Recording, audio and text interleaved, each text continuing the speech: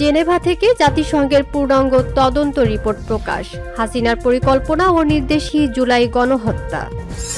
আয়নাঘরেই আটকে রাখা হয়েছিল, চিনতে পারলেন নাহিদ ও আসিফ। আয়নাঘর ঘুরে ফেসবুকে যা লিখলেন ভারতীয় সাংবাদিক। আওয়ামী লীগ দেশে আইয়ামে জাহিলিয়া প্রতিষ্ঠা করেছিল বললেন প্রধান উপদেষ্টা ডক্টর মোহাম্মদ ইউনূস। আসসালামু আলাইকুম দর্শক, আমাদের হাতে থাকা সর্বশেষ সংবাদে আপনাদের স্বাগত। এতক্ষণ শুনছিলেন সংবাদ শিরোনাম, এবারে থাকছে বিস্তারিত। আওয়ামী লীগ দেশে আইয়ামে জাহিলিয়া প্রতিষ্ঠা করেছিল বললেন প্রধান উপদেষ্টা ডক্টর মোহাম্মদ ইউনূস।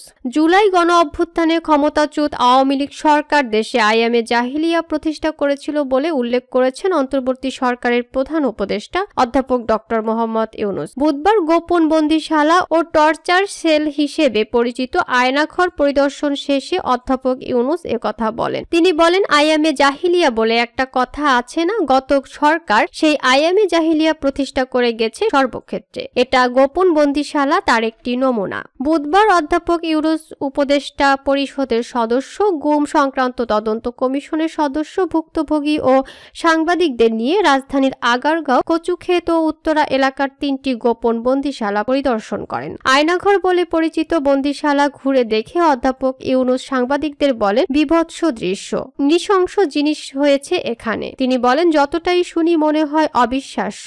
এটা কি আমাদেরই জগৎ, আমাদের সমাজ? যারা নিগৃহীত হয়েছেন তারাও আমাদের সমাজেই আছেন। তাদের মুখ থেকে শুনলাম কি হয়েছে কোনো ব্যাখ্যা নেই। অধ্যাপক ইউনূস বলেন, ভুক্তভোগী ব্যক্তিদের বিনা কারণে বিনা দোষে উঠিয়ে আনা হতো, সন্ত্রাসী বা জঙ্গি বলে এখানে ঢুকিয়ে রাখা হতো। তিনি বলেন, এইরকম টর্চার সেল যার সারা দেশে আছে, ধারণা ছিল এখানে কয়েকটা আছে, এখন শুনছি বিভিন্ন ভার্সনে দেশ জুড়ে আছে। কেউ বলছে 700, কেউ বলছে 800, সংখ্যাটাও নিরূপণ করা যায়নি। বন্দিশালাগুলো খুঁজে বের করার জন্য গুম সংক্রান্ত তদন্ত কমিশনকে ধন্যবাদ জানান প্রধান উপদেষ্টা। তিনি বলেন, দেশের যে চূড়ান্ত অবনতি হয়েছিল সর্বক্ষেত্রে এই বন্দিশালা তার একটি প্রতিচ্ছবি। এটা প্রমাণ করে মানুষের সামান্যতম মানবিক অধিকার থেকে বঞ্চিত রাখা হয়েছিল।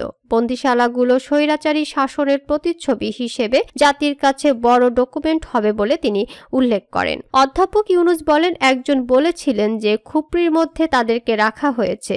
গ্রামে মুরগির খাঁচাও এর চেয়ে বড় হয়। তাদেরকে মাসের পর মাস, বছরের পর বছর এভাবে বন্দী করে রাখা হয়েছে। মানুষ হিসেবে সামান্যতম মানবিক অধিকার থেকেও তাদেরকে বঞ্চিত করা হয়েছে। সমাজকে এসব থেকে বের করে না আনা গেলে সমাজ টিকবে না বলে উল্লেখ করে প্রধান উপদেষ্টা বলেন, নির্যাতনের এই যে করুণ দৃশ্য যারা করেছে তারা আমাদের সন্তান, আমাদের ভাই, আমাদের ঘনিষ্ঠ আত্মীয় স্বজন। এই সমাজকে যদি এর থেকে বের করে নিয়ে আসতে না পারি তাহলে নতুন সমাজ গড়া সম্ভব হবে না। গুমের শিকার ব্যক্তিদের ক্ষতিপূরণ সংক্রান্ত এক প্রশ্নের জবাবে অধ্যাপক ইউনূস বলেন, ন্যায় বিচার যেন পায় সেটা এখন প্রাধান্য দিতে হবে। আরেক প্রশ্নের জবাবে তিনি বলেন, আমরা নতুন বাংলাদেশ ও নতুন পরিবেশ গড়তে চাই। সরকার সে লক্ষ্যে বিভিন্ন কমিশন করেছে। যে ঘটনাগুলো ঘটেছে তার পুনরাবৃত্তি যেন না হয়, সরকার সে লক্ষ্যে কাজ করবে।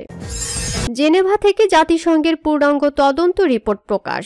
হাসিনার পরিকল্পনা ও নির্দেশই জুলাই গণহত্যা।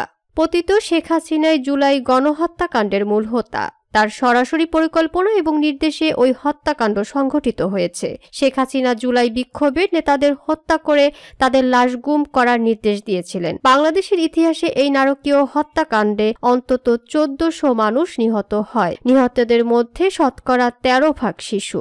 জুলাই বিপ্লবে সংঘটিত হত্যাকাণ্ড এবং মানবাধিকার লঙ্ঘনের ঘটনা তদন্তে জাতিসংঘ গঠিত ফ্যাক্ট ফাইন্ডিং মিশনের চূড়ান্ত প্রতিবেদনে এসব ভয়াবহ তথ্য উঠে এসেছে। বুধবার বাংলাদেশ সময় 2:30টায় জেনেভায় জাতিসংঘ কার্যালয়ে এক সংবাদ সম্মেলনের মাধ্যমে এই প্রতিবেদন প্রকাশ করা হয়েছে। প্রতিবেদনে হত্যাকাণ্ড সহ মানবতা বিরোধী অপরাধের সঙ্গে শেখ হাসিনার সরাসরি জড়িত থাকার প্রমাণ তুলে ধরা হয়।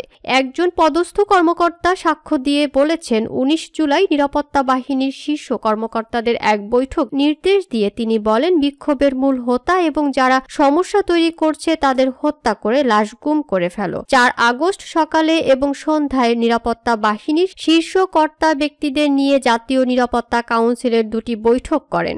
বৈঠকে যে কোনো মূল্যে বল প্রয়োগের মাধ্যমে 5 আগস্টের মার্চ টু ঢাকা কর্মসূচি পণ্ড করে দেওয়ার সিদ্ধান্ত নেওয়া হয়।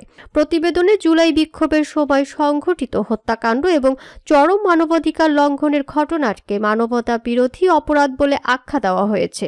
জুলাই বিক্ষোভ দমনে নিরাপত্তা বাহিনীর অভিযান পরিচালনায় রাজনৈতিক নেতৃত্বের ভূমিকার কথা তুলে ধরে প্রতিবেদনে বলা হয়, একজন শীর্ষ কর্মকর্তা তার দেওয়া সাক্ষ্যে বলেন, বিক্ষোভ দমনের যাবতীয় নির্দেশ আসত রাজনৈতিক নেতাদের কাছ থেকে। 18 জুলাই অনুষ্ঠিত কোর কমিটির এক বৈঠকে তৎকালীন স্বরাষ্ট্রমন্ত্রী আসাদুজ্জামান খান কামাল বিক্ষোভ দমনে প্রাণঘাতী শক্তি প্রয়োগের নির্দেশ দেন। স্বরাষ্ট্রমন্ত্রী বিক্ষোভকারীদের দমন এবং গণগ্রেপ্তারের জন্য পুলিশ, র্যাব, বিজিবি, সেনাবাহিনী এবং ডিজিএফআই সহ অন্যান্য গোয়েন্দা সংস্থার পদস্থ কর্মকর্তাদের সঙ্গে বৈঠক করেন। শান্তিপূর্ণ বিক্ষোভ দমন এবং নির্বিচারে আটকের উদ্দেশ্যে মন্ত্রণালয়ের নির্দেশে ইন্টারনেট সেবা বন্ধ করা হয়েছিল বলে জাতিসংঘের এই প্রতিবেদনে বলা হয়েছে।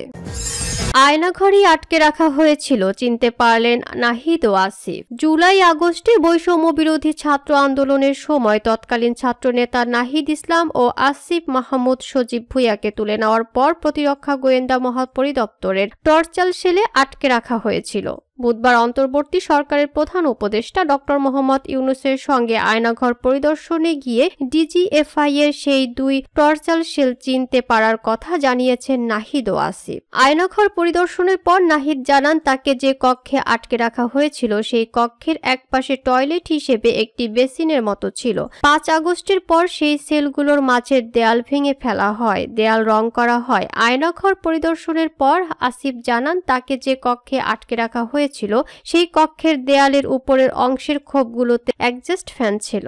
জুলাইয়ের বৈষম্য বিরোধী ছাত্র আন্দোলনের সময় নাহিদ ও আসিফকে সাদা পোশাকে তুলে নেওয়া হয়, পরে তাদেরকে আয়নাঘরে আটকে রাখা হয়েছিল। আজ গণমাধ্যম কর্মীদের নিয়ে আয়নাঘর পরিদর্শনে গিয়েছেন প্রধান উপদেষ্টা ডক্টর মোহাম্মদ ইউনূস। সেখানে গিয়ে তিনি প্রমাণ হিসেবে রাখার জন্য আয়নাঘরগুলো সংরক্ষণের নির্দেশ দিয়েছেন।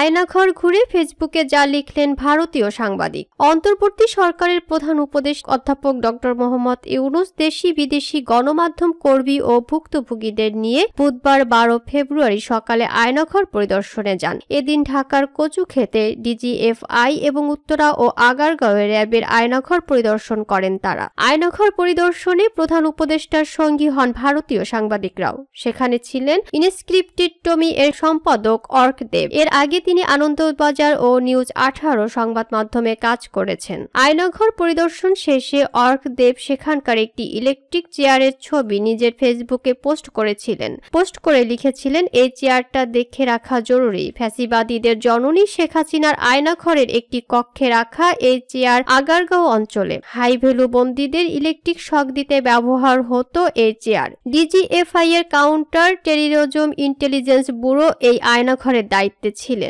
সারাক্ষণ অ্যাডজাস্ট ফ্যান চলতো এই ঘরগুলোতে। ফ্যান বন্ধ হলে কান্না আর গোঙানির শব্দ শুনতে পাওয়া যেত। আর কিছুক্ষণ আজ থেকে গোটা বিশ্ব আয়নাঘরের সব ছবি দেখবে। অন্য এক পোস্টে অর্ক বলেন, এখানে বন্দী ছিলেন মাইকেল চাকমা। তিনি মাইকেল চাকমার বক্তব্য তুলে ধরে বলেন, প্রথম যে 2টো রুম দেখা যাচ্ছে ঠিক এই রুমগুলোর মধ্যে 113 নম্বর সেল, যেটি একেবারে বাথরুমের পাশে এবং সেলের ভেতরে ঢোকার সময় বা সাইডের কোনায় একটি সিসি ক্যামেরা 24 ঘন্টা চালু থাকে। এই সেলে আমি প্রায় 2 বছর বন্দী ছিলাম। একই লাইনের 117 নম্বর রুমে ছিলাম প্রায় 1.5 বছরের একটু বেশি। নিচের রুমগুলোর মধ্যে 104 নম্বর রুমে ছিলাম 1 বছরের কাছাকাছি। 104 এর পরে 105 নম্বর সেল, এরপরে টয়লেট, বাথরুম ও চুল কাটার সেল। চুল কাটার সেল নম্বর 106। এছাড়া আরো অনেক রুমে আমাকে রাখা হয়। এদিকে আয়নাঘর পরিদর্শন শেষে আওয়ামী লীগ শাসন আমলকে আইয়ামে জাহিলিয়াতের সঙ্গে তুলনা করেছেন অন্তর্বর্তী সরকারের প্রধান উপদেষ্টা অধ্যাপক ডক্টর মোহাম্মদ ইউনূস। গুম কমিশনকে আয়নাঘর আবিষ্কারের জন্য ধন্যবাদ জানিয়ে ডক্টর ইউনূস বলেন, আইয়ামে জাহিলিয়াত বলে একটা কথা আছে না? গত সরকার এই আইয়ামে জাহিলিয়াতকে প্রতিষ্ঠিত করে গেছে সর্বত্র। কমিশনের প্রতিবেদনে এই আয়নাঘরের ডকুমেন্টেশন বাধ্যতামূলক করা হবে। একই সঙ্গে যারা এ ধরনের কাজের সঙ্গে সম্পৃক্ত ছিল তাদের বিচার করা হবে। এসব তথ্য প্রমাণ সিলগালা করে রাখা হবে এবং বিচারের জন্য ব্যবহৃত হবে।